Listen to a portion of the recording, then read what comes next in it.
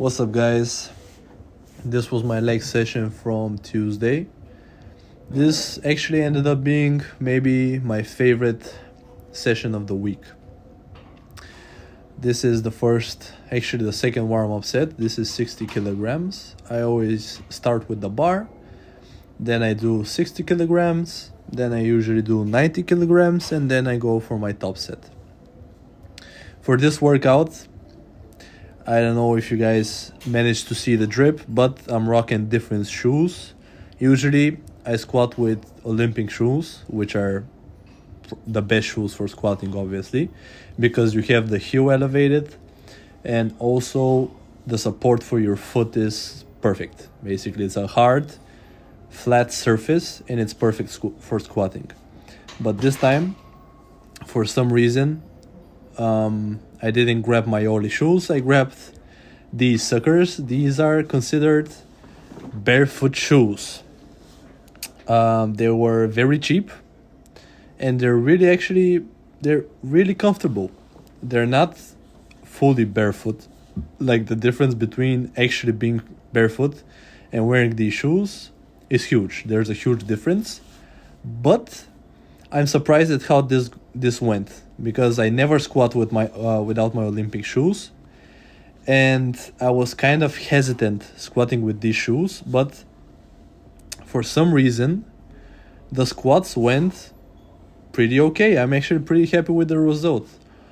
Now, obviously, because my heel isn't elevated, I don't have the same amount of dorsiflexion, which basically means my knee can travel a bit forward, and that allows me to keep a more upright posture, which is better for the quads. And it's better form. Look at the drip, man. At least we're looking sick.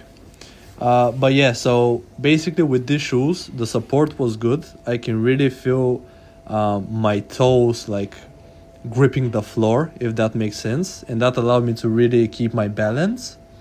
And another nice thing was that because I was scared and a bit hesitant doing the squats with these shoes, I had to brace myself a lot better. This time I really felt my upper back engagement a lot better for whatever reason. And also I was keeping my core a lot tight, and my torso wasn't that upright, so I was using a bit more of the posterior chain. But that's fine. The squats went okay. This is the top set right here. Boom, boom. Pretty easy. This is 109.5 kilograms. So last time we did 107 kilograms for 3 reps. This time we had to do this set for 3 reps, but because of the shoes and because I was a little scaredy cat, I did only 1 rep. But the rep went fast, went smooth, and I'm happy with the result. And then for the back of sets, I had the plan was usually to go a bit heavier, but I decided to just do the same amount of work that I did last time. So this is 92 kilograms. I did that for 2 sets of 10 as I did last time. The only difference being is I'm with quote-unquote barefoot shoes. The first set went by amazing. I couldn't be happier with this set, because last time with my Ollie shoes, the first set I was huffing and puffing, and the second set was a real struggle. But this set right here, baby, this was an ideal set. This was perfect. Look at the form. Obviously, I cannot be as much upright as I am with the Ollie shoes because my heel is flat on the floor. But still, the technique is good, the form and control is pretty decent, and I'm happy with the result. Especially the first set. I cannot say the same thing about the second set. I don't know why. I rested. I'm not sure actually if I rested a bit less than usual because I was feeling confident. But the second set went by worse, a lot worse actually. But still, I'm really happy with how my form is looking. You can really see how hard I'm trying to engage my upper back. And it worked. One thing that I felt during these squats is I felt my right abductor working a bit more. That's the only... I don't suppose it's an issue, but I just felt it a bit more than usual. And here you can see the reps really slowing down. I really had to fight for those last couple of reps. Maybe it's because I'm kind of using a little bit of a different musculature, like using my muscles in a different way. Obviously, you use the same muscles when you squat. Doesn't matter if you're more upright or a little bit bent forward, but if you're more bent forward, there's more of an emphasis on the posterior chain. So I guess just more of the load from the quads was translated to the posterior chain. But that's fine. That works as well. Usually when people do low bar, they hit the posterior chain harder. And then I just did a superset with these hamstring curls, and then I did core work. This is the same amount of weight that I used last time, but last time I got, I think, only 2 sets of 8 or 2 sets of 10, and this time I got 2 sets of 12, which is really nice progress. And then the next time I'm thinking about increasing the weight. So for this exercise, I was sticking to the 6 to 8 rep range and progressing like that, but now I think I'm gonna stick to the 8 to 12 rep range. So start a weight at 2 sets of 8, and when I get the same weight for 2 sets of 12, then I can progress.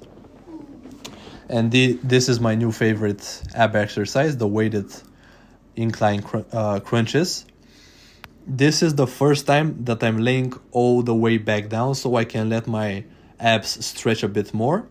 And also I'm trying to keep the plate a bit higher on my body, because I feel like that makes the leverages a little bit worse and ultimately makes the exercise harder, which of course means what? It means more gains, baby. It means a stronger core, which helps you in every single compound movement, even with stuff like standing barbell curls, like tricep pushdowns, just everyday life walking, picking up stuff. Having a strong core is absolutely necessary for having a strong body. If you can bench a lot of weight and let's say you got big arms, that's great, but if you got a weak core, you're more prone to injury, in my opinion, even from everyday stuff like just picking some light stuff off the floor. I know that some people randomly get injured by that, and for me that means that person had a weak core and also a weak posterior chain. I'm talking about the hamstrings, the glutes, the lower back. If that person has never hip hinged properly in his life and like got strong in the movement, they're more prone to injury from stuff like picking stuff up. But yeah, if you guys haven't done weighted crunches in a while like this, try them out. I feel like stretching, like laying down as much back as you can, allows the abs to stretch, and that for me felt a lot better. Like I felt more contractions, I felt a better pump than last time, so I'm gonna continue doing them like this. This is only 10 kilograms. I got that for a set of 12, and this set I think I got only 10 reps, which is great. I'm gonna stick to the 10 to 15 rep range with these. Remember guys, if you like higher reps, but you've heard somewhere that lower reps are more optimal, like the 6 to 8 rep range, in my opinion, the rep range isn't that important. What's important is mechanical tension and progressive overload, and also intensity, obviously. So if you're progressing in weight, the rep range doesn't really matter.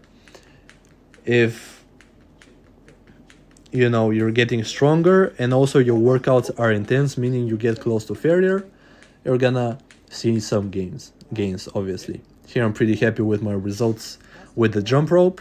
I'm a happy chap here. And that was it for this workout, guys. Thank you all for watching, and I'll see you in the next one. Peace out.